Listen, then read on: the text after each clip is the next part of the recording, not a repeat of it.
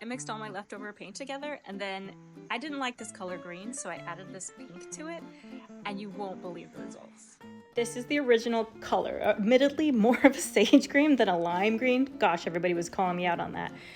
And that is the color that it ended up being. To everyone who said that they liked this color green, it is a pretty shade of green. I'm not denying it. This is more universally acceptable. Because some people, I don't know what's wrong with them. They don't like color. I like color, they just don't. The reason why I didn't just go buy paint that I wanted was two reasons. One, I have a lot of leftover paint that didn't even use all the leftover paint that I have. Look at this. More leftover paint. I needed to use it up. And second, we were trying to save money because we have to move and it's expensive to move. So if I could buy $15 for that little thing of paint and get enough paint to paint my huge living room plus some, as opposed to spend $150, that is a win for me. I needed a strainer because the paint was old and very lumpy. And I didn't have a mixer. I thought I did, but I didn't. And so I just mixed it with hand because why not? Let's put some manual labor in.